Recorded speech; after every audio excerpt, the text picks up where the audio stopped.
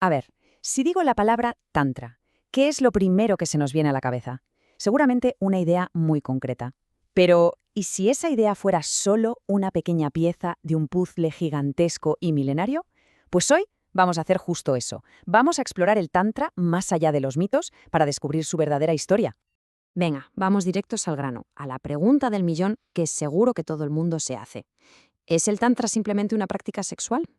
La respuesta corta es un no rotundo. Y para entender bien por qué, necesitamos hacer un pequeño viaje en el tiempo.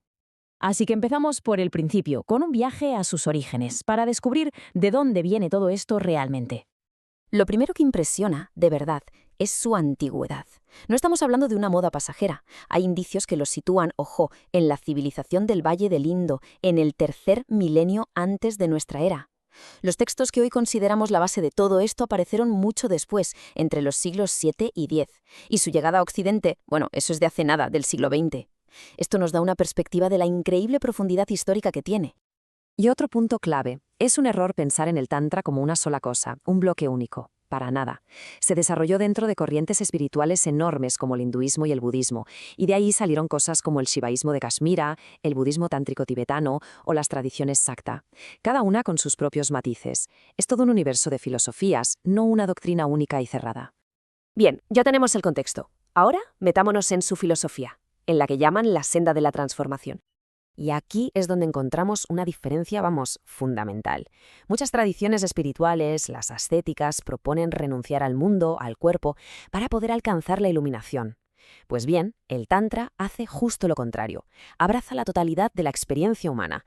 ¿Qué significa esto? Pues que todo, absolutamente todo, puede ser un camino hacia lo sagrado. Por ejemplo, una emoción que consideramos negativa, como la ira, no se reprime, se observa y se utiliza como energía para la transformación. La clave no es renunciar, sino transformar. En el corazón de esta idea de transformación hay un concepto que es fundamental: la Kundalini. Se describe como una energía sutil, potentísima, que está como dormida, latente, en la base de la columna vertebral. Y toda la idea es que las prácticas tántricas están diseñadas precisamente para despertar esta energía. Entonces, ¿cuál es el objetivo final de todo esto? Pues podríamos resumirlo en 3 pasos. Primero, despertar esa energía, la Kundalini. Segundo, usar esa energía para unir las polaridades que existen dentro de cada persona, lo que a menudo se describe como lo masculino y lo femenino. Y el resultado de esa unión interna es el tercer y último paso, alcanzar un estado de iluminación, de liberación espiritual. Ese es el gran propósito de la práctica. Y ahora la historia da un giro de guión. Vamos a ver qué pasó en el encuentro de estos dos mundos, cuando el Tantra finalmente llega a Occidente. Este primer contacto, la verdad, no fue fácil. Las enseñanzas del Tantra llegaron a Occidente a menudo de forma fragmentada, sacadas totalmente de contexto, y claro, esto creó una imagen muy distorsionada de lo que era en realidad. A principios del siglo XX hubo figuras como Aleister Crowley que popularizaron una versión del Tantra centrada casi en exclusiva en la sexualidad, dándole además un aura como de misterio, de transgresión. Esto fue absolutamente clave para crear el mito que, en gran parte, todavía persiste hoy. Pero por suerte, la historia no termina ahí. Afortunadamente, hubo una corrección. Un tiempo después, llegaron a Occidente maestros que traían una comprensión muchísimo más completa y, sobre todo, más fiel a las fuentes originales. Fue sobre todo en las décadas de los 60 y 70, con figuras como Osho o Swami Satyananda. Ellos fueron clave. Compartieron enseñanzas que iban muchísimo más allá de la sexualidad y transmitieron la tradición con un profundo respeto por sus raíces filosóficas y espirituales.